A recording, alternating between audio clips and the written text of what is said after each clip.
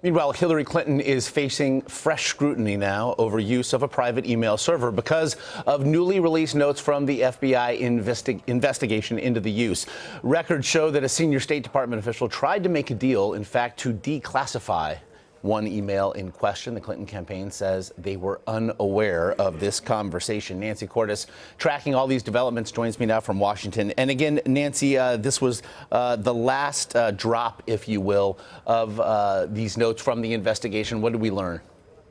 We learned that there was at least a conversation that took place between Undersecretary of State Patrick Kennedy and an FBI official about trying to declassify one particular email. This was one of Clinton's first emails, just to put this in perspective, that was classified at the secret level. And that's something that State Department officials really didn't want, because Clinton had been arguing for months there was no classified information being stored on her private server. So Kennedy was sort of banging the doors anywhere he could, trying to argue that this email should be classified at a lower level. And he went to a contact that he had at the FBI. He said, "Can you help me out here? This is really a problem for me." And the FBI official said to him, "Sure, I'll see what I can do. I'll talk to my colleagues, but don't forget that we've got this pending request for more FBI positions at U.S. missions overseas. Can you look into that?"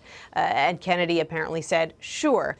It was only when this FBI official went to talk to a colleague that this colleague says that he felt pressured to reduce the classification level because he felt that there was a quid pro quo in place. So the FBI now says there was no quid pro quo. The State Department says there was no quid pro quo. And we're left kind of wondering whether there was some kind of arrangement or whether this was essentially a game of telephone whereby once you got down the line, someone felt that there was a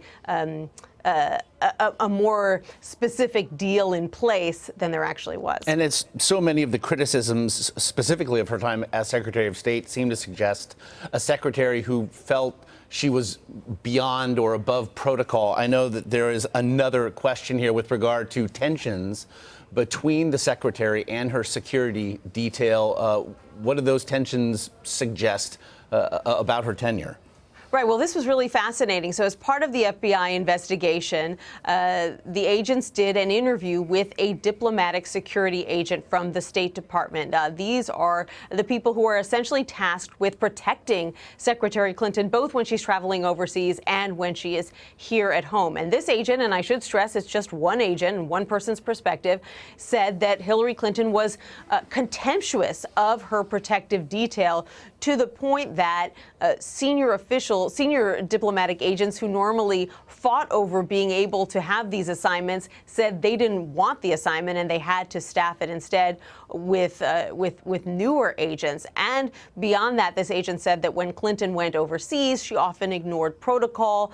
She was supposed to ride with local U.S. ambassadors, for instance. This was something that ambassadors really looked forward to and appreciated, especially when they went into local events with the secretary. But this agent said that Clinton typically preferred to ride instead with Huma Abedin, her top aide. We have not heard much from Secretary Clinton on the stump, if nothing else, this past week or so. How is the campaign responding, though, to these specific allegations?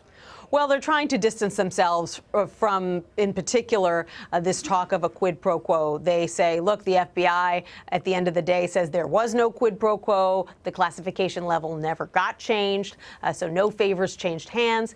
And beyond that, they say they never knew about this conversation between Undersecretary Kennedy and this FBI official. The one piece of good news for the Clinton campaign, Josh, is that the FBI was releasing these notes in 4 batches, and this was the 4th batch. So they don't have to worry about any more embarrassing details coming out of the FBI, but they do now have to worry about more hearings being held by congressional Republicans who are not so quick to believe that there was no arrangement here between the FBI and the State Department. In this election cycle, the news can never always be good. That's for certain. Nancy Cordes in Washington, we do appreciate it.